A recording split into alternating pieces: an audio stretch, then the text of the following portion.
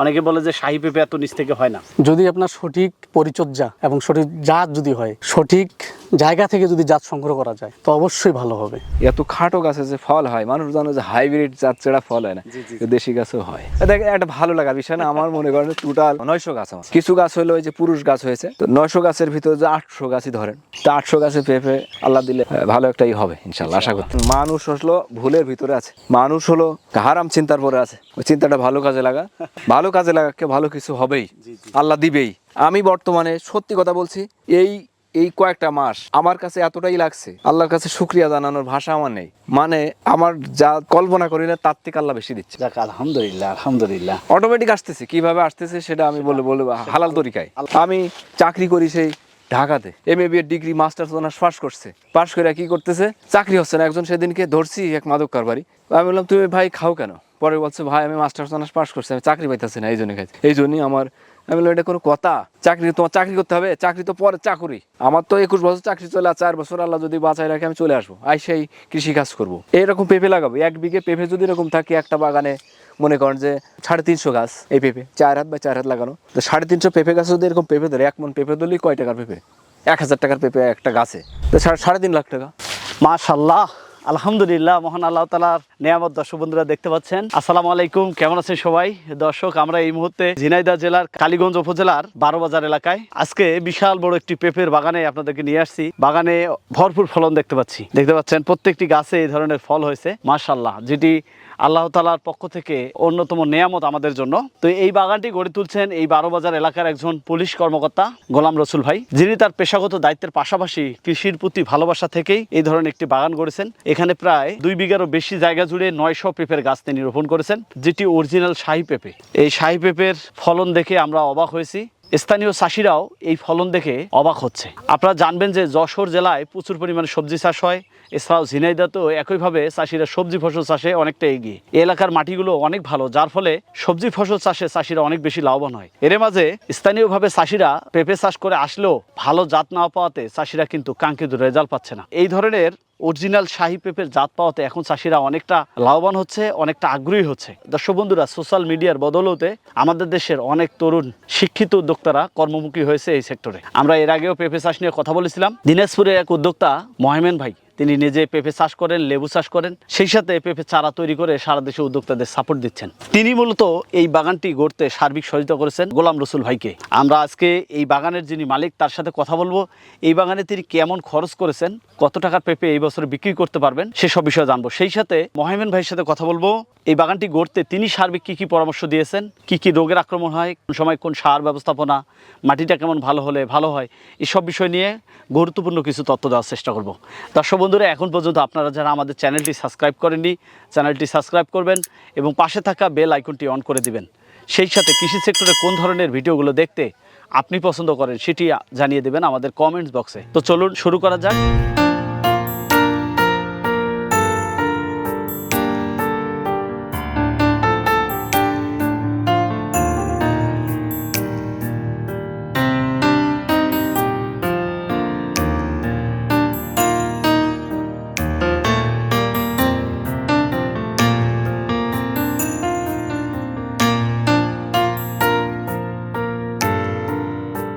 আসসালামু আলাইকুম। ওয়ালাইকুম আসসালাম। কেমন আছেন আপনি? জি আলহামদুলিল্লাহ।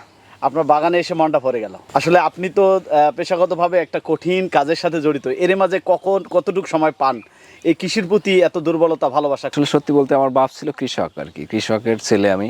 তো এই কৃষিটাকে আজও আমার চাকরি 21 বছর, বাপ না আজকে কিন্তু আসলে এই কৃষিটাকে এখনো আগলে ধরে আছি আর কি। শুরুটা আমার হয়েছিল ওই ঠিক যখন আমি মাটির ব্যাংকে 8 আনা 4 আনা করে জমাতাম মাটির ব্যাংকে। তো এই জমানো টাকা 600 টাকা হয়েছিল, 8 আনা 4 আনা 10 পয়সাও আছে এর ভিতরে। 600 টাকা হলে এই টাকাটা দিয়ে আমি হলো এই যে লিচু চারা কিনছিলাম, কিছু লিচু চারা। আমার 2 বিঘে লিচু বাগান আছে ওই পাশে, আল্লাহর রহমতে এখন লক্ষ লক্ষ টাকা লিচু হয় প্রতি বছর আলহামদুলিল্লাহ। ওই টাকার উৎস কিন্তু ওইটা। তারপরে একটা ছাগল বিক্রি করেছিলাম, মায়ের মানে জোর করে নিয়ে গেছিলাম বাইরে, স্কুলে যাবো, একটা ছাগল ছিল আর কি, 1300 টাকা ছাগল বিক্রি করছিলাম, একটা খাসি। তাহলে সেই সময় 2003 সালের কথা এটা। এখন একটু কমাই দিয়েছি, অন্যান্য আরও বাগান ছিল, 16 বিঘা মতো ফলের বাগান ছিল, কমলা বাগান, মালটা বাগান। মালটাতে আমি একটু লস প্রজেক্ট ওগুলো কেটে দিয়েছি। এটাই মালটা ছিল, এখন যেটা দেখছেন এটাই মালটা ছিল। তো হয়তো কৃষি অফিসারের ভুল তথ্য ছিল যে বাড়ি এক মালটা লাগাইলে এটা নাকি খুব ভালো লাভবান। কৃষি অফিসাররা প্রমোট করছিল, কিন্তু আমরা আসলে তাদের কথা শুনে ভুল করছি। এই পেঁপেটা আরো বড় হবে, হ্যাঁ এই পেঁপেটা অনায়াসে প্রায় 2 কেজি, আরো বড় হবে। এটা যদি পাকায় বিক্রি করি কয় টাকা মূল্য দেবে? পাকায় বিক্রি 50 টাকা কেজি বিক্রি করলে বা 40 টাকা কেজি বিক্রি, তা 80 টাকা দাম। এই পেঁপেটা দাম 80 টাকা, 80 টাকা দাম। তো এটা 80 টাকা, এটা 60 টাকা বা এটা 80 টাকা, এরকম ভাবে যদি হইতেই থাকে পাকাটা। আচ্ছা কাঁচা বিক্রি করি, কাঁচা বিক্রি করলে এখন 20 টাকা রেট, এখন বর্ষা কমে গেছে। আবার যখন ওই যে ফাল্গুন চৈত্র মাসে তখন 60 টাকা 50-60 টাকা বিক্রি হয়। তো ওই সময়টা আমি বাগানটা করতে পারিনি, আমার একটা পেঁয়াজ ছিল আর কি, একটু লেট হয়ে গেছে। তারপর আলহামদুলিল্লাহ আর কি ফল সেট হচ্ছে। এই যে মাথা সোজা এত খাটো গাছে যে ফল হয়, মানুষ জানে যে হাইব্রিড জাত ছাড়া ফল হয় না, দেশি গাছেও হয়, যার প্রমাণ আর কি। অনেকে নাকি আসে, অনেকে আসে বাগানে এসে তারা স্বস্তি প্রকাশ করছে যে এত সুন্দর বাগান। আমাকে ফোন করে অনেকে, বলছে যে আপনার 2টা ইউনিয়ন বা অত্র অঞ্চলে বহু জায়গায় ঘুরছি, এরকম একটা বাগান যে একটা ফলের বাগান বা হলো সবজির বাগান যে এত সুন্দর হয়। আমাকে অনেকে রিয়াক্ট করছে আর কি। সেটা অনেকে জিজ্ঞাসা করে যে আসলে কোথেকে নিয়ে আসছেন, চারা কোথা থেকে নিয়ে আসছেন। আমি মেলা দূর থেকে নিয়ে আসছি ভাই, লাগলে তখন বইলেন আর কি, এরকম ভাবে বলি আর কি। আমি চাকরি করি, ঢাকাতে চাকরি করি এখন। মাঝে মাঝে ছবি পাঠাইতে বলি, আমার খুব কষ্ট লাগে প্রতিদিন, মানে যদি কেউ ছবি পাঠাতে একটু ভিডিও পাঠাতো কি অবস্থা, হ্যাঁ আমি তো দেখতাম, আমার জানটা শান্তি হতো আর কি। আমার মন প্রাণ পড়ে, সত্যি কথা বলছি একেবারে। এই যে পুলিশের চাকরি করেন, এর ফাঁকে যতটুক সময় পান এই কৃষির প্রতি একটা টান অন্যরকম। মানুষ হলো ভুলের ভিতরে আছে, মানুষ হলো হারাম চিন্তার পরে আছে। ওই চিন্তাটা ভালো কাজে লাগা, ভালো কাজে লাগাকে ভালো কিছু হবেই, আল্লাহ দিবেই।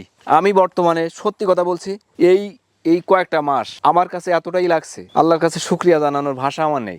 মানে আমার যা কল্পনা করি না তার থেকে আল্লাহ বেশি দিচ্ছে। যাক আলহামদুলিল্লাহ, আলহামদুলিল্লাহ। অটোমেটিক আসতেছে, কিভাবে আসতেছে সেটা আমি বলবো হালাল তরিকায়। আমি চাকরি করি সেই ঢাকাতে, MA degree masters honours pass করছে, পাস করে কি করতেছে, চাকরি হচ্ছে না। একজন সেদিনকে ধরছি এক মাদক কারবারি, আমি বললাম তুমি ভাই খাও কেন? পরে বলছে ভাই আমি মাস্টার্স অনার্স পাস করছি, আমি চাকরি পাইতেছি না, এই জন্য খাইছি। এই জন্যই আমার, আমি বললাম এটা কোনো কথা? চাকরি তোমার চাকরি করতে হবে, চাকরি তো পরে চাকরি। আমার তো 21 বছর চাকরি চলে, 4 বছর আল্লাহ যদি বাঁচায় রাখে আমি চলে আসবো, সেই কৃষি কাজ করবো। এইরকম পেঁপে লাগাবো, 1 বিঘে পেঁপে যদি এরকম থাকে একটা বাগানে, মনে করেন যে 350 গাছ, এই পেঁপে 4 হাত বা 4 হাত লাগানো, তো 350 পেঁপে গাছ যদি এরকম পেঁপে ধরে, 1 মন পেঁপে ধরলেই কয় টাকার পেঁপে? 1000 টাকার পেঁপে একটা গাছে, তো 3.5 লাখ টাকা। তা আপনি যদি নিজে শ্রমটা দেন, আপনি মাস্টার্স অনার্স পাস করেন, লেখাপড়া করেন, সমস্যা লেখাপড়ার কোনোই নাই, আপনার সন্তানের জন্য লেখাপড়া করেন, কইরে আপনি মাঠে এক বিঘে পেঁপে লাগান, কিচ্ছু করা লাগবে না, হতাশায় ভোগা লাগবে না। কোম্পানির চাকরি যারা করে সকাল 7টায় বের হয় আর রাত্র 12টায় আসে, তাহলে সমস্ত তার ওয়ার্ক করা লাগে, এগুলো চাকরি। অনেকে আসলে এইসব চিন্তাও করে না। মাশাআল্লাহ প্রত্যেকটা গাছে ভরপুর ফলন। এই গাছগুলো দেখভালের জন্য এখানে কে দায়িত্বে রয়েছে? এমনও দেখা গেছে আমার যে হলো ওই যে আমার বিষ দোকানে বিক্রি করে দিয়েছে, তাহলে আমার এদিকে ফলটা নষ্ট হলো, ওইদিকে দোকানে টাকাটা গেল, তাই কয় দিকে গেছে, ওর লিভারি বিল গেছে, এভাবে এরকম। বিশ্বাসী লোক যদি পান তাইলে লাভ আছে। এখন আমার বাগানে আমার চাস্তো ভাই আছে, আমার আপন ভাই একটা আর চাস্তো ভাই একটা, ওরা দেখাশোনা করে, ওরা যখন যেটা লাগে লোক নেই আর কি। তো সার্বিক আমি খোঁজ নিই, আমার প্রতিদিন অন্তত দিন শেষে অন্তত বাগানে একটা ফিডব্যাক নেবো যে কি অবস্থা বাগানে। দেখেন একটা ভালো লাগার বিষয় না, আমার মনে করেন টোটাল 900 গাছ আমার। কিছু গাছ হলো ওই যে পুরুষ গাছ হয়েছে, তো 900 গাছের ভিতরে যে 800 গাছই ধরেন, তো 800 গাছে পেঁপে আল্লাহ দিলে ভালো একটাই হবে ইনশাল্লাহ, আশা করতেছি। যে ফল ধরছে এগুলো তো প্রথমবার ছেলে হয়তো মনের কাছে। মাটিতে দেন একবার, এই যে মাটিতে ফল ছাড়া শুরু করবেন কবে? কিছুদিন যাক, এটা বড় হবে, আরো বড় হবে, আর একটু বড় হবে। এই স্থানীয় বাজারের চাহিদা কেমন? টোটাল বাগান এই রাস্তার পাশে, তো বাজারে নিয়ে যে কোনো জিনিস বিক্রি করা লাগে না। এখানে কুল ছিল এক সময়, গাড়ি 5 লাখ টাকার কুল বিক্রি করছে 1 বছরে, কাশ্মীরি আপেল কুল এখান থেকে চলে যায়। আপনি লিজ নিয়ে এত সুন্দর বাগান করলেন, এতে আপনার এই পর্যন্ত খরচ কেমন হয়েছে আমাদের একটু ধারণা দিতেন। আমার এটা পেঁয়াজ ছিল, ওই যে ভিতরে পেঁয়াজ লাগানো ছিল আমার। আমি যদি এখন যদি অ্যাভারেজ হিসেব করি, পেঁয়াজ আমার 1 লাখ টাকা লাভ হয়েছে। এই 2 বিঘে 5 কাঠা এখানে জমি, এই জমিতে পেঁয়াজ 1 লক্ষ টাকা লাভ করছে। 1 লক্ষ টাকা লাভ করছি, 1,80,000 টাকা বিক্রি করছি, একবারে 80,000 টাকা খরচ আমার, একবারে তুলা খরচ সহ। মানে যে বিক্রি করে এটা আমার কাজের লোকে বিক্রি করে। ওই 1 লাখ টাকা যদি, 1 লাখ টাকা কোনো খরচ হয়নি, কি বুঝলেন? তাহলে এখন যদি ধরি ওই লাভের টাকা হিসেবে, পেঁয়াজ যখন লাগিয়েছিলেন তখনই পেঁপে লাগাইছেন? হ্যাঁ হ্যাঁ। এরপরে তো আর তেমন খরচ নাই, এখন কি খরচ আছে এই বাগানে? এই বাগানে পেঁপে তো অনেক ধরে, তো একটু খাবার দিতে হয়, মাঝে নিয়মিত খাবার দেওয়ার চেষ্টা করতে হয়। কারণ হলো এই জিনিসটা বড় হবে, একটু খাবার মেনটেনেন্স করতে হয়। খাবার বলতে দেখা যাচ্ছে যে ওই যে গোবরের সার, যে ভার্টি, ওই যে ভার্মি পোস্ট এরকম দিলাম, TSP দিলাম, পটাশ দিলাম, একটু ঢ্যাপ দিলাম 10টা আর কি, ম্যাগনেসিয়াম, এই ধরনের খাবারগুলো দিয়ে দিতে হয় কন্টিনিউ। দেখা যাচ্ছে যে কিছুদিন পর এখন আবার খাবার দিতে হবে। এই যে গাছের পাতা লাল হয়েছে না, বেশি লাল দেখা যাচ্ছে না গাছের, তার কারণ আছে। কারণ হলো এই যে খাদ্যের ঘাটতি হয়েছে, যখনই খাদ্যের ঘাটতি হয়েছে বোঝা যায়। আমি ধরে নিলাম আপনার হচ্ছে পেঁয়াজের লাভের টাকা দিয়ে বাগান পরিপূর্ণ হলো, কিন্তু এখন তো বাগানে কানায় কানায় ভর্তি ফল, আপনি কি আশা করতেছেন এই 900 গাছ থেকে কি পরিমাণ এক বছরে ফল বিক্রি করা যেতে পারে? এখান থেকে আপনার বার্ষিক আয়টা কেমন হবে যদি আল্লাহ সবকিছু ঠিকঠাক রাখে? যদি প্রাকৃতিক দুর্যোগ আছে তো সব কিছুরই লাভ লস আছে। জি। ব্যবসায় যেটা লাভ লস আছে, কৃষিতেও লাভ লস আছে, প্রাকৃতিক দুর্যোগ আছে। যদি মানে প্রাকৃতিক দুর্যোগ না হয়, প্রতিটা গাছ থেকে আশা করি সর্বনিম্ন 1000 টাকার পেঁপে পাবো। 1000 টাকা সর্বনিম্ন কথা বলছি। এরপরে তো আরো পাওয়া যাবে। এরপরে সেটা পরে গাছ তো থাকবে। জি। এই বছরের হিসেব দিলাম, এইবার 1000 টাকার পেঁপে হলে 800 গাছ, 100 গাছ বাদ দিলাম, মনে কর পুরুষ গাছ হয়েছে ধরেন, কিছু গাছ দু একটা নষ্ট হতে পারে, তো 100 গাছ বা 800 গাছ, তা 8 লাখ টাকার পেঁপে 2 বিঘে 5 কাঠা জমি, এখানে 2.5 বিঘে জমিতে 8 লাখ টাকার পেঁপে যদি আমি 8 লাখ টাকার যদি ঘরে নিতে পারি পেঁপে বিক্রি করে, তা আমার ওই ফাও চিন্তা করা লাগবে, চাকরি করে শয়তানি চিন্তা করা লাগবে? আসলে দেশের অনেক বেকার তরুণ যুবকরা আছে, তাদের উদ্দেশ্যে আপনার বক্তব্য কি থাকবে আজকের প্রোগ্রামের মাধ্যমে? আমি চাকরি শেষ করে এসে 25 বছর চাকরি, 21 বছর আছে, তো আমার ইচ্ছা আছে যারা বেকার হতাশায় ভুগতেছে এদের নিয়ে আমি কাজ করবো, লাইন ধরাবো এদের, তোর কি আমার সাথে আইসে আলাদা ওদেরকে কাজ করাবো, প্রজেক্ট আলাদা আলাদা আমি টাকা দেবো ওদেরকে, লোন ঋণ দেবো ওদেরকে টাকা, ওদেরকে কাজ করাবো, দেখি এরকম বাগান একটা পেঁপে বাগান করে দেবো, আরেকজন একটা কুল বাগান করে দেবো, যে বল সুন্দরী কুল, বিভিন্ন ওই যে টক কুল আছে, এরকম করে দেবো। চাকরি করা লাগবে না তোদের, চাকরি তো পরের কাছে বিক্রি হয়ে যেতে হয়, বিক্রি না চাকরি যে সময় দিতে হয়, পরের কাছে এক কথায় বিক্রি হয়ে যেতে হয়। এই জন্য চাকরি বাকরি দিকে ধাবিত না করে এই ধরনের উদ্যোক্তা হতে হবে। বলছি সেটা একটু আগে যে না চাইতে আল্লাহ আমার অনেক দিয়েছে, আলহামদুলিল্লাহ আমি অনেক হ্যাপি আর কি। আমি চিন্তাটা ভালোভাবে লাগানোর চেষ্টা করি। আর যারা বেকার যুবক আছে হতাশায় না ভুগে প্রয়োজনে পরামর্শ নেন, আমার কাছে আসেন, আমি আপনাদের পরামর্শ দিব। বলে যে চারাগুলো কোথা থেকে আনছেন? আপনার দিনাজপুরে লেবুবাড়ি একটা ভিডিও দেখছিলাম, আব্দুল মুয়াইন ভাই মানে যার কাছ থেকে চারা আনছিলাম আমাকে ফোন করে যে ভাই কবে আসবেন বাড়িতে, অর্থাৎ আমি কিন্তু ওই বাইরে থাকি, তো চাকরি করি আমি, তো আর ওই পরামর্শ নিই, নতুন তো এই ধরনের আবাদ আমাদের এলাকায় নাই, অত্র অঞ্চলে এই ধরনের পেঁপে নাই। তো যেই পেঁপেগুলো আছে বড় হওয়ার পরে ধরে আর কি, এরকম ছোটটা ধরে না। তো ময়ন ভাই আমাকে বলে যে ভাই কবে আসবেন, আসলে আমি আসবো। তো অলরেডি আজকে আসছে আমাদের সাথে ময়ন ভাই, পরিচয় করিয়ে দিচ্ছি। ওয়ালাইকুম আসসালাম। এটা অত্যন্ত ভালো লাগার বিষয় আর কি। অনেকদিন পর ছুটি পেয়েছি, আমাকে বলে কবে আসবেন, তা আমারও ইচ্ছা করে, আমরা দূরে চাকরি করি, আমাদেরও ঘুরে বেড়াতে ইচ্ছা করে এরকম, যে কোথায় কৃষি ইগুলা দেখতে। তো আইসে আমার বাগানটা আসলে ধন্য করছে। আমি কিছু হলেই মহমিন ভাইয়ের কাছে ফোন দিতাম যে ভাই লাগানো থেকে শুরু, কিভাবে লাগাবো, চারা নার্সি কিভাবে লাগাবো, বলছে যে ওই যে নিচে একটু চাপ দেন, গিলাসে নিচে দেখবেন যে উপরে উঠে যাবে, এভাবে লাগানোর পরে আপনার বিকেলের দিকে বা রাত্রে সেচ দিয়েন, এভাবে বলছে। বলার পরে বলছে সার মাটি কষে যে গাছটা দাঁড়ায় যায়, এখন কোনো সারটা দেবেন না, 15 দিন পরে অল্প করে একটু ইউরিয়া বা পটাশ দিয়ে গুঁড়া একটু দিয়ে দেন, একটু দূর দিয়ে স্প্রে বলছে যে ওই যে ম্যানকোজেব গ্রুপের বা ভার্টিম্যাক্স এরকম একটা স্প্রে করে দেন, যাতে পোকামাকড় না আসে কাছে। সার্বিক পরামর্শ কন্টিনিউ আমাকে আর কি ভাই হেল্প করছে। একে অপরের সহযোগিতা ছাড়া আসলে কোনো কাজ হয় না, কেউ আসলে কোনো কিছু জেনে আসে নাই। ভাই একটা কথা বলতো যে আমি সবচেয়ে বাগানের বড় বড় পেঁপে বাছাই করে আমি এই বীজগুলো কালেক্ট করছি, করে নিজে চারা করছি। যাই হোক ভাই, আমরা যেহেতু মহমেন ভাইকে পেয়েছি, আমরা তার সাথে 2-4টি কথা বলবো, এরপরে আবারও আপনার সাথে আমরা কথা বলবো। মহমেন ভাই আসসালামু আলাইকুম। ওয়ালাইকুম সালাম। কেমন আছেন? জি আলহামদুলিল্লাহ ভাই। আমরা আপনাকে নিয়ে একটু বাগানটি ঘুরবো, আরো 2-4টি গুরুত্বপূর্ণ তথ্য দেবো, এবং বাকি সময়টা আমরা আবারও ভাইয়ের সাথে কথা বলবো। চলেন একটু কথা বলবো। অবশ্যই ইনশাআল্লাহ ভাই। মহমেন ভাই মাশাআল্লাহ, আলহামদুলিল্লাহ পুরো বাগানে তো ভরপুর ফল দিচ্ছে। বাগান একেবারে পরিপূর্ণ হয়ে গেছে ফল দিয়ে। জি, শাহী পেঁপের এটাই বৈশিষ্ট্য, একেবারে নিচ থেকে শুরু হবে। গাছটা একেবারে ছোট গাছ, কিন্তু 5 ফিটও না, আপনি দাঁড়ান 5 ফিট হাইট হয়েছে। এগুলো তো বাজারে বিক্রি করার পর এগুলো আবার ধাপে ধাপে চলতে থাকবে। এই যে আমাদের কাজে হলো ছিড়ানো এবং উঠতে থাকবে, যত্ন চলতে থাকবে, মাসে মাসে খাদ্য দিতে হবে, বড় হবে। আমাদের কাজ হলো ছিড়া। এই যে 3টা ফল আছে যে এখানে ভেঙে দিতে হবে একটা, অথবা যদি দুটো ভালো থাকে তাহলে 2টো রেখে একটা ভেঙে দিতে হবে। আল্লাহ তাআলা যদি যায়, আল্লাহ তাআলা তাকে ঢেলে দেয়, এটাই তার প্রমাণ।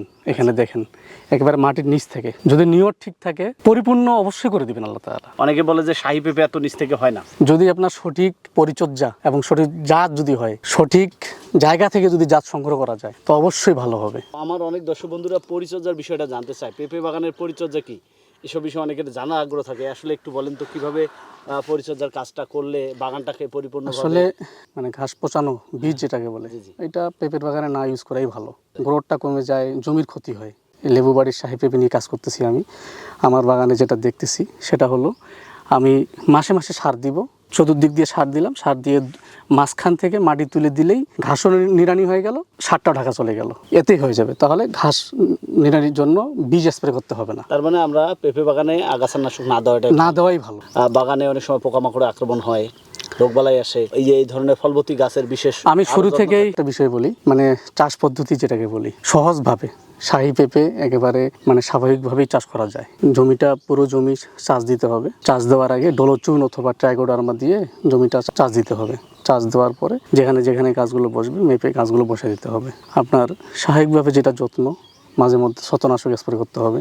অবশ্যই উঁচু জমি হতে হবে, উঁচু জমি তো হতেই হবে। তারপরে যখন কুশি ছাড়া শুরু হবে, তারপরে জাপ পোকার জন্য ইমিডাক্লোরোপিড, মাকড়নাশকের জন্য এভামিকটিন গ্রুপের 1.8 ADC, যেমন ভার্টিমেগ আছে এই গ্রুপের।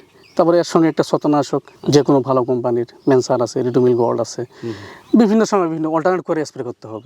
মহিউন ভাই, এই যে এত সুন্দর ফল হচ্ছে প্রত্যেকটি বাগানে, আপনি তো এই ব্যক্তিগুলোকে চারা দিয়েছেন, সার্বিক বিভিন্ন বিষয়ে পরামর্শ দিয়েছেন, এত সুন্দর ফল হওয়াতে আপনি কতটা আনন্দিত বা কতটা আনন্দবোধ করেন এই ধরনের বাগান দেশের মাটিতে তৈরি হতে? আলহামদুলিল্লাহ ভাই, আমি আমার এই ছোট্ট মানুষের উদ্যোগে সারা দেশে যে অসংখ্য উদ্যোক্তা তৈরি হচ্ছে, পেঁপের বাগান, লেবুর বাগান, বিশেষ করে এই যে আজকে যে বাগানে আমরা আসছি 900 চারার বাগানের পেঁপে দিয়ে ভরপুর হয়ে গেছে। আলহামদুলিল্লাহ, এটা ভালো লাগার কাজ, একটা মানে মনের ভিতরে একটা আনন্দ কাজ করতে। সেই দিনাজপুর থেকে ঝিনাইদহের মাটিতে লেবু বাড়ির চারা দিয়ে যে বাগান তৈরি হয়েছে, আলহামদুলিল্লাহ একটা কত সুন্দর বাগান রেডি হয়েছে। এবং কৃষক যে ভালো চারা পেয়ে এবং ভালো জাত পেয়ে যে খুশি, আপনি তো সেটা দেখতেছেন কত খুশি। ফলের সাইজ, জাত সব কিছু পেয়ে কিন্তু খুশি। প্রত্যেকটা চাষিকে আমার নিজের মতো করে পরামর্শ দেওয়ার চেষ্টা করি। সেরকম এই গোলাম রসুল ভাইকেও আমি পরামর্শ দিই, প্রথম থেকে চারা দেওয়া থেকে শুরু করে একেবারে শেষ পর্যন্ত পরামর্শ দিই ধাপে ধাপে। উনিও যোগাযোগ করে। আমি আজকে আপনার মাধ্যমে আপনার দর্শকদেরকে আমি বলবো, সম্মানিত দর্শক, আপনারা আজকের ভিডিওটা আপনারা শেয়ার করবেন। এই ভিডিওটা থেকে অসংখ্য মানুষ উপকৃত হবে। এমন একটা তথ্য যাবে আজকে। তথ্যটা হলো, এবছর সারা দেশে অতিরিক্ত বর্ষার কারণে অসংখ্য চাষি ক্ষতিগ্রস্ত হয়েছে। পেঁপেতে ডাঙ্গা জমি হওয়ার কারণেও অতিরিক্ত পানির কারণে পেঁপের গাছ ঢলে পড়ে গোড়া পচা ধরে নষ্ট হয়ে গেছে। এরা কিন্তু অসংখ্য চাষি সঠিক পরিচর্যার অভাবে অধিকাংশ পেঁপে চাষি ক্ষতিগ্রস্ত হয়ে গেছে, বাগানগুলো নষ্ট হয়ে গেছে। এরা সঠিক পরামর্শের অভাবে, এরা সামনের জন্য সঠিক চিকিৎসাটা পায়, এই ভিডিওটার মাধ্যমে তারা ইনশাল্লাহ পাবে। সেটা হলো, গোড়ায় যদি ট্রাইকোডার্মা দিয়ে 1 সপ্তাহ 10 দিন পর পর ট্রাইকোডার্মা লিটারে 5 গ্রাম হারে দিয়ে স্প্রে অথবা সরাসরি স্যালাইনের মতো করে দেওয়া যায়, তাহলে ইনশাল্লাহ গোড়া পচা এটা থাকবে না। ইনশাল্লাহ উঁচু জমি হতে হবে, পানি যেন সঙ্গে সঙ্গে চলে যায়। খাদ্য বেশি করে জৈব সার খাওয়াইতে হবে। জমিনে যদি জৈব সার থাকে, তাহলে আপনাকে পেঁপে জাত যদি ঠিক থাকে, আমাদের সঠিক যদি শাহী জাত থাকে, তাহলে যদি জৈব সার উপযুক্ত পরিমাণে থাকে, বেশি পরিমাণে জৈব সার থাকে, আর মাসে মাসে একটু যদি চালানি সার খাওয়া যায়, রাসায়নিক সার খাওয়া যায়, ইনশাআল্লাহ পেঁপে দিয়ে পরিপূর্ণ হয়ে যাবে। যাই হোক মহিউন ভাই, আপনাকে অসংখ্য ধন্যবাদ। শুধু দিনাজপুর থেকে যশোরে এসেছেন, এই ধরনের বাগানগুলো ঘুরে দেখতেছেন, চাষিদেরকে উদ্বুদ্ধ করতেছেন। আপনার এই পরিশ্রম অব্যাহত থাকবে, এই আশাবাদ ব্যক্ত রেখে আজকের প্রোগ্রামে এখানে বিদায় নিচ্ছি। আসসালামু আলাইকুম। জি, ওয়ালাইকুম সালাম। আল্লাহ দিয়েছে।